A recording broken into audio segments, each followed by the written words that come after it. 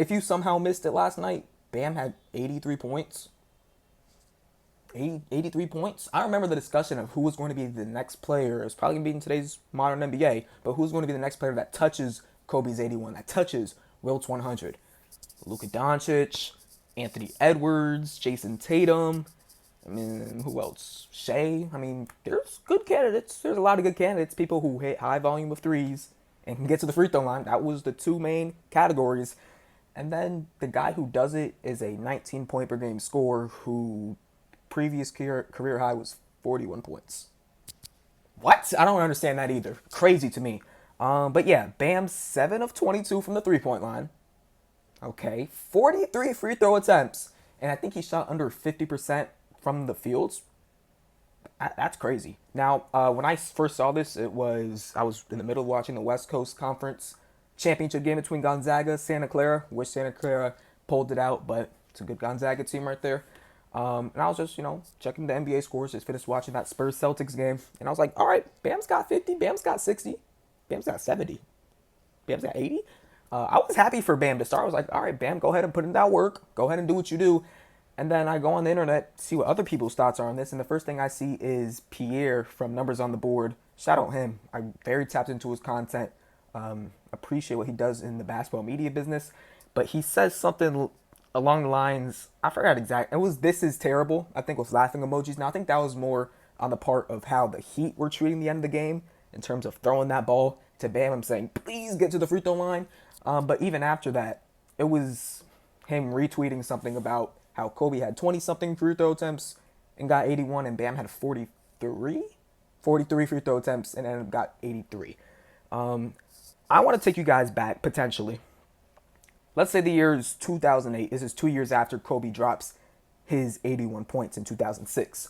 I want you guys to imagine Bam Adebayo dropping 83 points in 2008 before everyone had an opinion that actually mattered. The only people's opinion that do matter are people with high merit who are recognized and what they do is good work. I'm not saying Pierre doesn't do that. I think if anyone's opinion does matter in terms of talking basketball, it'd actually be him. So I was maybe a little disappointed that what I heard or what I saw is what I saw. But just imagine back then when you couldn't be one click away from someone's opinion, when you actually had to watch, make your own opinion, not based it off of some random people on the internet. Bam had 83 would have been celebrated like Bam had 83. We would not be discussing the fact that he shot 43 free throws. He shot under, 40% from the 3 point line, and he shot under 50% from the field. No, we'd celebrate his 83-point game like the man just scored 83 points. Matter of fact, we might have celebrated even more because this is someone who's averaging 19 points, not 30-something like Kobe did. This is someone whose previous career high was 41.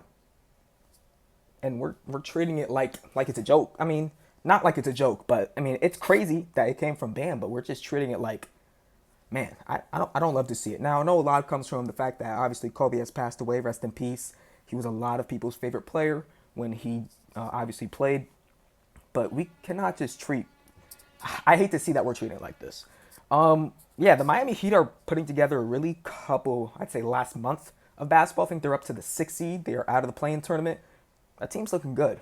No Tyler Hero yesterday, no Norman Powell yesterday to come against the Washington Wizards, which, yep, those the Washington Wizards.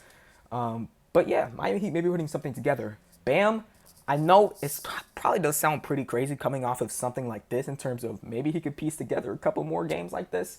But no, just like, I'd love to see Bam in the mid to mid 20s points per game. I would. And I think a lot of it comes from getting to the free throw line. He did it 43 times last night. He averages 4 free throw attempts a game. 43 times. Bam, if you get up to 8 free throw attempts per game, I think we can see the next level his game get there. But yeah, I guess that's basically all I wanted to say. I respect Bam. I think he's a great player. He made a big impact on USA basketball in 2024. One of the best defensive players of the year. I would love to see an offensive jump. But can we stop treating his 83 point per game like we are right now? That is a historic game. He did something that's historic. He scored 83 points in a basketball game. Stop trying to discredit him. Stop it. We're going to see, over time, we're going to see more points scored. We're going to see 90s. Someone's going to get to the 90s. We're going to see someone break Wilt's 100. I don't know who's going to be, but it's going to happen, especially in today's NBA game when someone can get to the free throw line 43 times.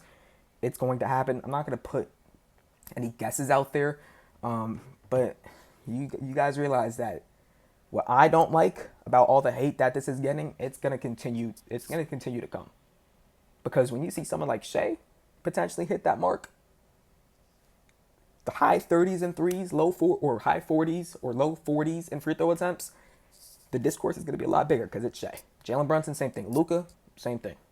Bam, great game. I'm sorry that people are treating like this. Hope you guys enjoyed this video.